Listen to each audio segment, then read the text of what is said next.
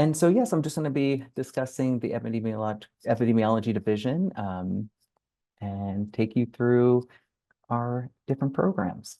And so this is just a brief overview of today's conversation. Again, we'll just be reviewing the epidemiology division overview, some general application advice. I'll dive deeper per program as well. And today we're discussing the EpiBio MPH 4+1 program, the Epi MPH 11-month program, our Epi MS program, as well as our EpiBio MPH 2-year program. And so just to start, here is a quick breakdown of some key faculty members and key role players in the division. So first, we have Professor Mohsin Mujahid. Mohsin serves as your division chair and epidemiology head graduate advisor. Professor Patrick Bradshaw and Professor Joe Lunard also serve as your program director for EpiBio MPH. Professor Art Reingold serves as the Epi 11-month MPH faculty director. And as I shared, I am Jordan Elmwith. I'm the program manager for the Biostatistics division, and I previously was the program manager for the EpiBio MPH programs. And we have 34 public health epidemiology core faculty members. Here's just a quick breakdown of our graduate programs. We have, of course, we have 5 total graduate programs: the Epi PhD, Epi MS, the EpiBio MPH 2-year, EpiBio MPH 4+1, and the 11-month. So the only one we will not be discussing today is the PhD program.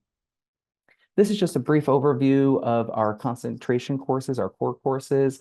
Certainly, I want to emphasize, I don't want to have you folks feel like you have to memorize any of this. There's a lot of information pertaining to course planning and your curriculum. I'm here for you. Let's connect if you'd like to take a deeper dive. But just to highlight some of the core courses here, you have your intermediate biostatistics 241.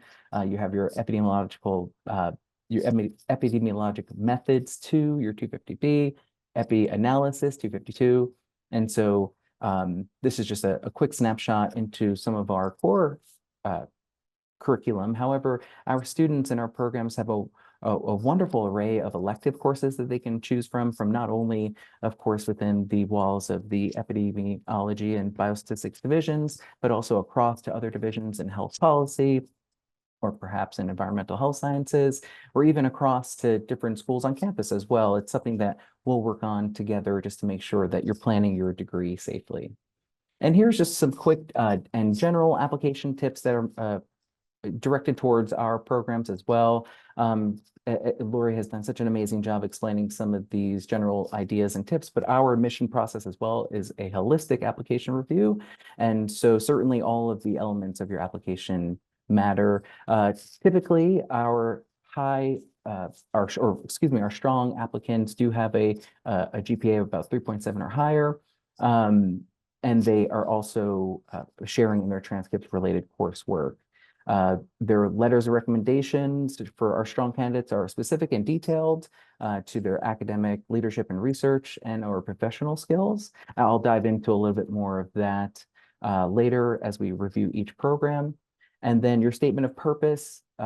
Why do you want to pursue this specific program, Berkeley, as Lori's kind of highlighted as well earlier? And I'll dive a little bit more specifically later on in our conversation about that topic. And then again, your personal history statement is certainly a great opportunity for you to elaborate on your background, academic and professional journey, and perhaps explaining some areas of your application that you feel need further detailing.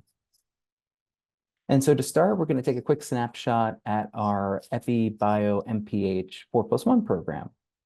And so we currently have 12 students in the program. This is a 1-year program. We had 16 applicants. We had 12 students admitted and 12 students accepted. So it's a fairly high acceptance rate at 75%. And so let's dive a little bit deeper. So this program is an accelerated master's in public health degree program. This program is only open to undergraduate public health majors at UC Berkeley. There are prerequisites to be eligible to apply, and that includes completing your Public Health 142 Intro to Probability and Statistics, your 150A Introduction to Epidemiology and Human Disease. And now once a student is offered admission, they are then required to complete in their final spring semester of their senior year, Public Health 241 Intermediate Biostatistics, and Public Health 250B Epidemiology Methods 2. This, of course, helps you make steady progress towards your graduate degree. Those units will be applied towards your graduate degree, and that helps you complete it in an accelerated pace. Just quickly, an application timeline overview. Students will apply to the 4+1 program during the fall of their senior year by the priority deadline, of course. And one key detail here is if students are not admitted by the 4+1 program, in some cases they are directed or redirected to the 2-year EpiBio MPH program. And there is an opportunity for you on your application to indicate if that's something you'd like to be considered for. A little bit more about our 4+1 students. And so as Lori had introduced briefly, our RISE team is amazing here, our career services team, and they provided some wonderful bit of data snapshot from our general MPH 4+1 program.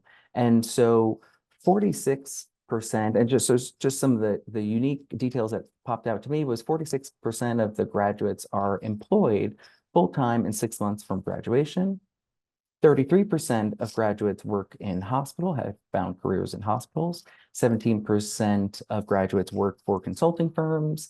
17% of graduates pursued post-secondary education, and 17% of graduates work in pharmaceutical, biotech, or medical device firms. And I just wanted to interject. Part of the reason the 46% is because a large proportion of 4+1 graduates go on to PhD or MD programs or other higher level programs. So it's very popular for students to prepare and be admitted to competitive PhD and MD programs. So the 46% alone, I think, is a little deceiving for that. But anywhere from 30 to 40% of the graduates from that program will go on immediately to continuing graduate degree education. Thank you so much, Lauren, and please feel free anytime, jump in and share your amazing knowledge. And just as a quick side note as well, similar to our EpiBio MPH 2-year program, graduates are qualified for positions in federal, state, and local health departments, as well as positions in academic research and private medical and healthcare fields. And as Lauren just noted, certainly some of our students do pursue doctoral studies in epidemiology or biostatistics. And then moving right along, we're just taking a quick snapshot at our EPI 11-month program. And so we currently have 5 students, 1 student continuing in the program. We received 24 applicants, 7 admits, 4 new students. And here is our acceptance rate at 29.2%. And then again, just kind of taking a closer look at some key details for the 11-month program. So I think one of the biggest things or one of the most common questions that I receive about this program is if a student might be eligible for it. I certainly understand that could be confusing. And so applicants must be doctoral level health professionals. They must have a prior doctoral degree in a related discipline, or are concurrently enrolled in a doctoral level degree program in a health professional related discipline. And if you are unclear if this program is right for you, it's a perfect opportunity to reach out to me directly and let's talk about it and see which program might be the best fit, if not this one. A key reminder here is this is a program that begins in the summer before your fall semester, your first fall semester. So that's always a key detail here as a part of helping you complete this accelerated degree as well. Some application advice. In my time helping support the 11-month program, what I've noticed in some of the statement of purpose essays is a really strong connection between how the MPH will impact their current doctoral or health professional career. I think having that clear delineation between what they are currently doing or studying or hoping to do and how this MPH will support them. And then even specific goals as to how they plan on using some of the research skills and some of the epi method skills that they're going to obtain. I feel that always really helps kind of fill in a lot of the questions that Lori helped highlight too, as far as when you're writing your essays and making sure that they're specific and strong as well. Just on the topic again of GRE scores, kind of how we broke down already, we often recommend submitting GRE scores if there's no other evidence of quantitative, verbal, or analytical abilities in your application. So it's a great way if you need to highlight some of those portions of your transcript. It's a great moment to help boost that part of your application. For student outcomes, in many cases, our graduates intend to apply their MPH degree and the knowledge to their current work as doctoral or health professional careers. And with that in mind, graduates also secure positions utilizing epidemiologic and statistical training in federal, state, local health departments. There are also a wide variety of academic research positions and positions in private medical and healthcare fields. Now we're going to take a quick look at our Epi MS program. So we currently have one student in the program. This program has a fairly low acceptance rate, and there's a reason for that I'll certainly explain. We received 8 applicants, 1 admit and 1 new student for a 12.5 acceptance rate. Now, the key, what I was just going to share is the admissions for our Epi MS program is limited as it shares admission slots with our Epi PhD program. For the past 2 academic years, only 1 applicant per year was admitted to this program. This is another case potentially where many of the applicants are redirected to be reviewed by the admissions committee for the Epidemiology MPH 2-year program. So that's always something to keep in mind, and often a part of those early conversations when I'm working with prospective students via email or in a meeting, just talking about the best fit for them and which program will serve them best. Our graduates will be prepared for, as far as concerning student outcomes, our graduates will be prepared for careers in epidemiological research. Students from this program have also applied to our Epi PhD program during their 2nd year. And now we're going to take a look at our Epidemiology and Biostatistics MPH 2-year program. We currently have 41 students in the cohort. 41 students total. We received 173 applications, 67 admits, 20 new students who are joining 21 continuing students for a total of 38.7% acceptance rate.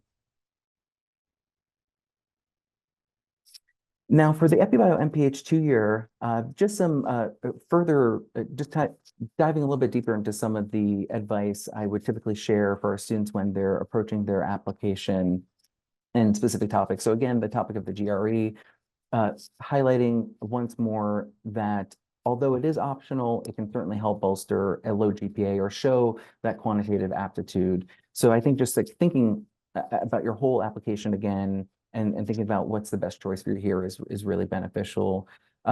Specific coursework for undergraduate majors are not required, but of course it is advantageous to have course experience in related STEM courses like math, statistics, sociology, biological science, et cetera. And so that is certainly something that we will be highlighting or looking for in applications and just seeing how students perform in those courses.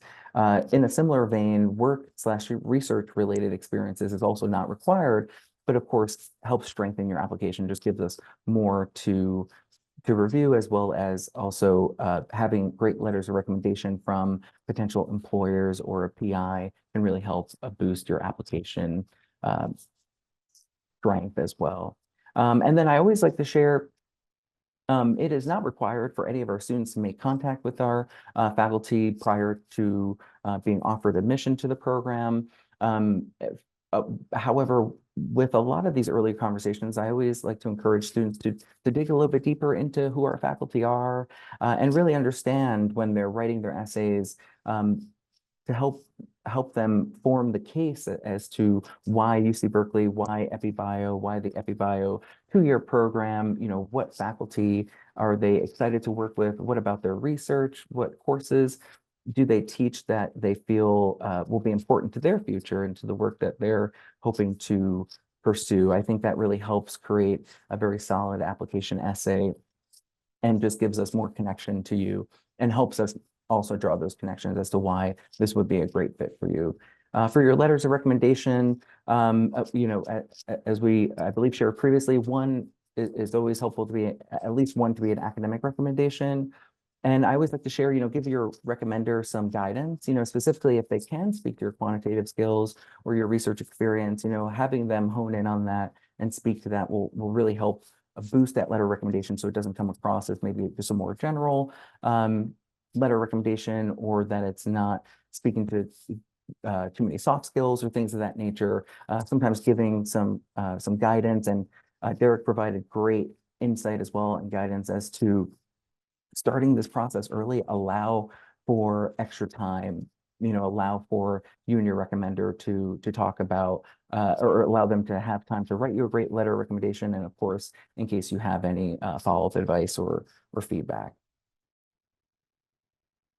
And then just kind of touching upon student outcomes as well. Our MPH 2-year students certainly find careers across many different avenues, from healthcare systems like in hospitals and clinics, research-based careers at universities or institutions, health agencies at the county, federal, or state level, nonprofit organizations, and others, as well as like consulting firms, biotech, pharmaceuticals, education. And then similarly to some of what we were discussing earlier, 10 to about 20% in a given year continue their education onto medical school or nursing school or PhD programs. And we have such an amazing support structure here from our RISE team and their career service